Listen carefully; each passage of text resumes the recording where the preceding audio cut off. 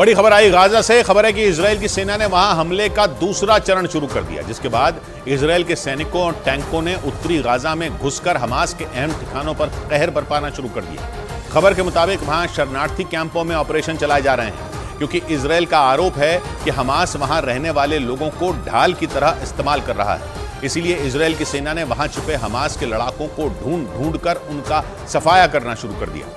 माना जा रहा है कि हमले का दूसरा चरण हमास की कमर तोड़ने वाला साबित हो सकता है, क्योंकि हमले के इस चरण में इजरायल की सेना उन जगहों को निशाना बना रही है जहां हमास के लड़ाकों के छिपे होने की आशंका है। इजरायल की सेना ने गाजा में जमीनी हमला शुरू करने से पहले ही 3 चरणों का ऐलान कर दिया था।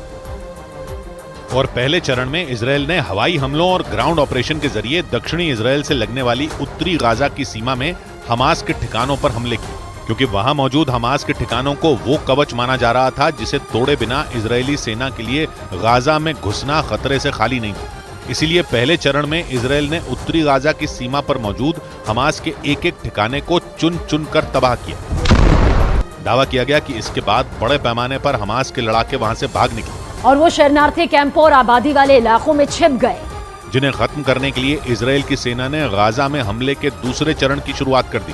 क्योंकि हमास को मिटाने पर तुली इजरायल की सेना ने हमले के पहले चरण को कामयाबी के साथ पूरा करने का दावा किया और दूसरे दौर में हमास को दोहरी चोट पहुंचाने में जुट गई। क्योंकि हमास पर हमलों के दूसरे चरण में इजरायल की सेना गाजा में काफी अंदर तक घुसकर उसके बड़े अड्डों को निशाना बना रही और इसी कड़ी में उसने गाजा के तीसरे सबसे बड़े शरणार्थी कैंप अल शती पर धावा बोल दिया। इजरायल के सैनिकों ने वहां जमीन और आसमान से एक साथ प्रहार किया, जिससे वहां हाहाकार मच गया। इजरायल की सेना ने खतरनाक टैंकों और बख्तरबंद गाड़ियों के साथ अल शती कैंप में जमकर कहर बरपाया। अल शती शरणार्थी कैंप उत्तरी गाजा में भूमध्य सागर के किनारे पर मौजूद है, जो करीब 90,000 लोगों का बसेरा है। गाजा के स्वास्थ्य मंत्रालय ने इजरायल की सेना पर शरणार्थी कैंप में आम लोगों को निशाना बनाने का आरोप लगाया और दावा किया कि इजरायल के हमले में वहां कई नागरिकों की मौत हो गई, जबकि इजरायल ने इससे साफ इनकार कर दिया और दावा किया कि उसके टारगेट पर सिर्फ और सिर्फ हमास के लड़ाके हैं। और इतना ही नहीं, इजरायल की सेना ने दावा किया कि अल शती शरणार्थी कैंप में हमास के कई अहम ठिकाने थे जो पिछले कई साल से चलाए जा रहे थे। और दावा किया गया कि उन ठिकानों का इस्तेमाल हमास के लड़ाके इजरायल पर हमले के लिए कर रहे थे। इजरायल ने अल शती कैंप में हमास के ठिकाने होने का एक वीडियो सबूत भी जारी किया, जिसमें एक इमारत के अंदर बड़े पैमाने पर हथियार रखे नजर आए। दावा है कि इस इमारत को हमास ने अपना अड्डा बना रखा था। हालांकि इजरायल की सेना ने बाद में उस इमारत पर विस्फोटक लगाकर उसे हथियारों समेत उड़ा दिया।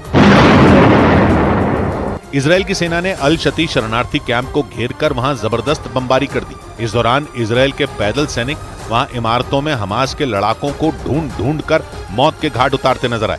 इजरायल ने इस ऑपरेशन के दौरान अल शती कैंप में मौजूद हमास के ज्यादातर अड्डों को ध्वस्त करके उस इलाके पर अपना कंट्रोल जमाने का दावा किया। यानी हमास पर हमले के दूसरे चरण की शुरुआत में ही इजरायल के हाथ बड़ी सफलता लग गई। और इसके साथ ही इजरायल ने गाजा शहर के करीब मौजूद इलाकों में भी अपने हमले तेज कर दिए और वहां मौजूद गवर्नर हाउस समेत कई अहम इमारतों पर कब्जे का दावा किया।